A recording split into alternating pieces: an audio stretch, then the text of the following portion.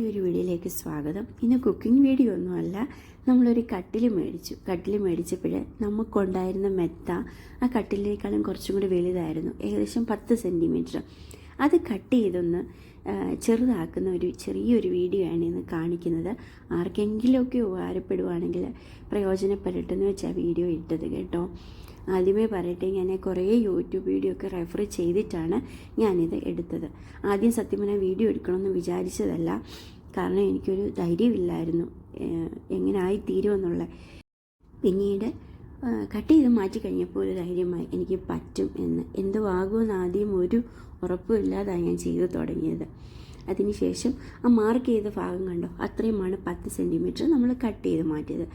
Cut ചെയ്തതിന് ശേഷം mattress bed ഫ്രെയിമിനകത്തോട്ട് നമ്മൾ ഇതുപോലെ നോക്കിയപ്പോൾ വളരെ കറക്റ്റായിട്ട് പെർഫെക്റ്റായിട്ട് അത് ഇരിക്കുന്നുണ്ടായിരുന്നു. പിന്നെ വീണ്ടും ആ മെത്ത നമ്മൾ വെളിയിലോട്ട് എടുത്തിട്ട് ആ മാർക്ക് ചെയ്ത ഭാഗത്തിൻ്റെ സൈഡിൽ കണ്ട് കർവായിട്ടിരിക്കുന്നത് അത് നമ്മളൊന്ന് ആ ഒരു രീതിയിൽ ചെറിയതായിട്ട് സൈഡൊന്ന് നമ്മൾ 2 സൈഡും കട്ട് ചെയ്തെടുക്കുന്നുണ്ട്. ഇതിപ്പം ഒരു സൈഡേ അങ്ങനെ കാണിക്കുന്നുള്ളൂ. അതിനുശേഷം നമ്മൾ ആ മാർക്ക് ചെയ്ത് എക്സ്ട്രാ വന്ന ആ മെത്തയുടെ തുണിയാണെങ്കിൽ അത് നമ്മൾ ഇതുപോലെ കട്ട് ചെയ്ത് മാറ്റുന്നുണ്ട്.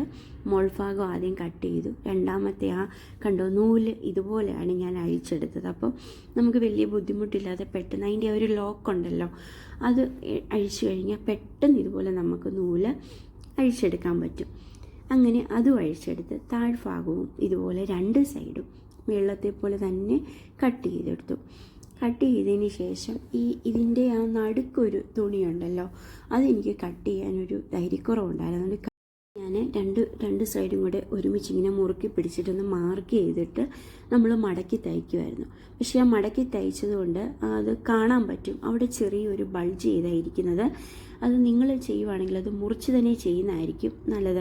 കാരണം ഈ തുണി എന്ന് പറഞ്ഞാൽ സാധാരണ ഒരു തുണി പോലല്ല ഇരുന്നത്, കുറച്ച് സോഫ്റ്റ്. അപ്പം എനിക്കൊരു പേടിയുണ്ടായിരുന്നു കീറിപ്പോകുമെന്നുള്ളത്. അത് തയ്ച്ച് കഴിഞ്ഞപ്പം പിന്നെ എനിക്കൊരു നല്ലൊരു കോൺഫിഡൻസ് ആയി, എനിക്കിത് നല്ല രീതിയിൽ അത് കംപ്ലീറ്റ് ചെയ്യാൻ പറ്റുമെന്നുള്ളത്.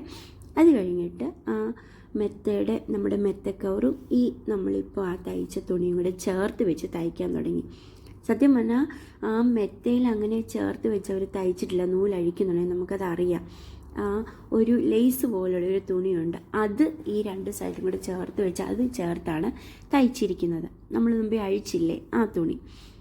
അങ്ങനെ എനിക്ക് പക്ഷേ അങ്ങനെ എല്ലാം കൂടെ ചെയ്യാനുള്ള ഒരു പ്രയാസം കാരണം ഞാൻ താഴ്വശവും മേൽവശവും സെപ്പറേറ്റ് തയ്ച്ചിട്ടാണ് ലേസ് പോലത്തെ തുണി വെച്ചത്.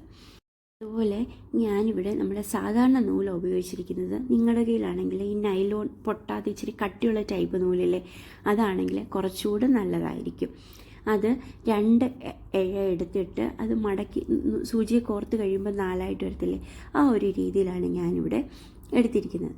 അതുപോലെ ഇതിപ്പോൾ തയ്ക്കാൻ ഞാൻ ഒരു മഞ്ഞ കളർ നൂല് എടുത്തിരിക്കുന്നത്. ആ ലേസ് വെച്ച് തയ്ക്കുന്നുണ്ടെങ്കിൽ കറക്റ്റ് വെള്ള തന്നെ എടുക്കണം, അന്നേരം അത് നമുക്ക് അറിയാൻ പറ്റത്തില്ല, കാണാനും നല്ല ഭംഗിയായിരിക്കും. അതുപോലെ ലേസ് തയ്ക്കുന്ന സമയത്ത് ഞാൻ ബെഡ് ഫ്രെയിമിനകത്തോട്ട് മാട്രസ് എടുത്തിട്ടായിരുന്നു കേട്ടോ, കാരണം ഇങ്ങനെ അല്ലെങ്കിൽ ഒത്തിരി നേരം കുനിഞ്ഞിരുന്ന് തയ്ക്കണം. അതാകുമ്പോൾ നമുക്ക് ആ മെത്തയിൽ തന്നെ ഇരുന്നുകൊണ്ട് നമുക്കങ്ങ് തയ്ച്ച് നമുക്ക് വലിയ ബുദ്ധിമുട്ടില്ലാതെ നമുക്ക് പോകാൻ പറ്റുമല്ലോ. ഇത് ഇപ്പം ഇതുപോലെ തയ്ച്ചിട്ട് ഇടയ്ക്ക് നൂലെല്ലാം പൊട്ടിപ്പോകുന്നൊക്കെയുണ്ട്. അതെല്ലാം വീണ്ടും കോർത്തും ഒരു 2 സൂചി അടുക്ക വയ്ക്കണം. ഇങ്ങനെ കോർത്ത് വെച്ച് തയ്ക്കാനും പൊട്ടിപ്പോകുന്നുണ്ടെങ്കിൽ അത് മാറ്റിയിട്ട് ആ പൊട്ടുന്ന നൂല് ആ 4 നൂലെ തന്നെ ചേരത്തക്കോലുള്ള ഒരു സൂചി എടുത്ത് വെക്കണം. പിന്നെ അത് തീരുമ്പോൾ പുതിയ നൂലെടുക്കുമ്പോൾ പഴയ സൂചി തന്നെ കോർത്ത് അങ്ങനെ 2 സൂചി അടുക്ക വെച്ചേക്കണം എപ്പോഴും. അതിനുശേഷം ഇത് ലോക്ക് ചെയ്ത് തയ്ച്ച് കഴിഞ്ഞപ്പം ഭയങ്കര സന്തോഷമായിരുന്നു. ഞാൻ ഒറ്റയ്ക്ക് ഇത് ചെയ്തല്ലോ, എനിക്ക് ഇത്രയും ചെയ്യാൻ പറ്റില്ല എന്നൊക്കെയുള്ള ഒരു ഭയങ്കര സന്തോഷമായിരുന്നു കേട്ടോ. എന്തായാലും അത് ഒരു ഭാഗം തയ്ച്ച് മാറ്റി വെച്ചു. പിന്നെ അത് കണ്ടോ, തയ്ച്ചപ്പം നല്ല ഭംഗിയില്ലേ കാണാൻ. പക്ഷെ അത് കണ്ടോ, ആ മടക്കി വെച്ച ഭാഗം കുറച്ച് ബൾജ് ചെയ്തിങ്ങനെ ഇരിക്കുന്നത്. അത് മാത്രമല്ല എനിക്കൊരു പോരായ്മയായിട്ട് തോന്നിയത് ഈ ഒരു ഭാഗം തയ്ച്ചപ്പം. അതുപോലെ ആ ലേസ് തയ്ക്കുമ്പോൾ ഇതുപോലെ കണ്ടോ, നമ്മൾ ആ അഴിച്ചില്ലേ നൂല്, ആ നൂലിൻ്റെ ആ ഒരു പോയിന്റ് നോക്കി വേണം നമ്മൾ തയ്ക്കാൻ. അത്രയും അടുത്ത് തയ്ച്ചില്ലേലും അല്ലാതെ മേളിലോട്ടും താഴോട്ടും ഒന്നും കയറിപ്പോവരുത്. പിന്നെ ഇനിയും മക്കൾ വന്നു കഴിഞ്ഞിട്ട് അവർ വന്ന് മെത്ത തിരിച്ചിട്ട് എനിക്ക് ഒറ്റയ്ക്കത് തിരിച്ചിടാൻ പറ്റത്തില്ലായിരുന്നു. തിരിച്ചിട്ട് കഴിഞ്ഞിട്ടാണ് അടുത്ത ഭാഗവും അതുപോലെ തന്നെ തയ്ച്ചത്. സൈഡൊക്കെ ഇപ്പം ഇതിനകത്ത് തയ്ക്കുന്നത് ചിലപ്പോൾ ഞാൻ ക്യാമറ ഓൺ ആക്കി വെക്കും, ഞാനത് വീഡിയോ ഓഫായി പോകുന്നത് ഞാൻ അറിയത്തില്ല.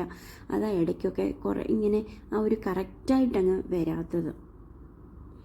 ഈ ഭാഗം എന്ന് പറഞ്ഞാൽ ഇത് തയ്ച്ച് വന്നു കഴിഞ്ഞപ്പോഴേ ഞാൻ ഇത് കറക്റ്റായിട്ട് തുണി തികയുമോ എന്നൊക്കെയുള്ള ഇതിൽ ഞാൻ കുറച്ച് തുണി ഇച്ചിരി ആ മാർക്ക് ചെയ്തതിൽ നിന്നും കുറച്ചും കൂടെ അധികം വിട്ടാണ് കട്ട് ചെയ്തത്.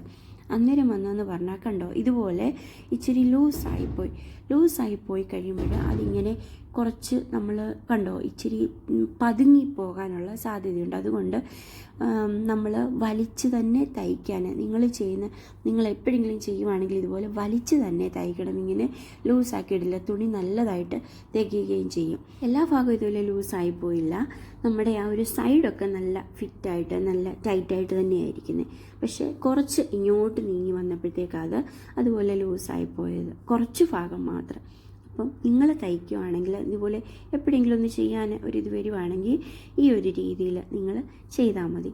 ഞങ്ങൾക്ക് ഭയങ്കര ഹാപ്പിയായിരുന്നു ഞങ്ങളിത് ചെയ്ത് കഴിഞ്ഞപ്പം. മെത്ത കളയാതെ എത്ര നാൾ നിൽക്കുമെന്നൊന്നും അറിയത്തില്ല, എന്നാലും കളയാതെ നമുക്ക് വീണ്ടും അത് ഉപയോഗിക്കാൻ പറ്റിയല്ലോ എന്നുള്ളത് ഭയങ്കര ഹാപ്പിയായിരുന്നു.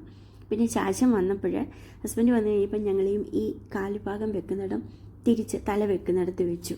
കാരണം മക്കൾ എപ്പോഴും കയറി ഇറങ്ങുകയൊക്കെ ചെയ്യും, പതുങ്ങി പോകാനുള്ള ഒരു സാധ്യതയുള്ളത് കൊണ്ട് അത് തൽക്കാലം തലഭാഗം വെക്കുന്നിടത്തോട്ട് വെച്ച് ഞങ്ങൾ മെത്ത തിരിച്ചിട്ടു.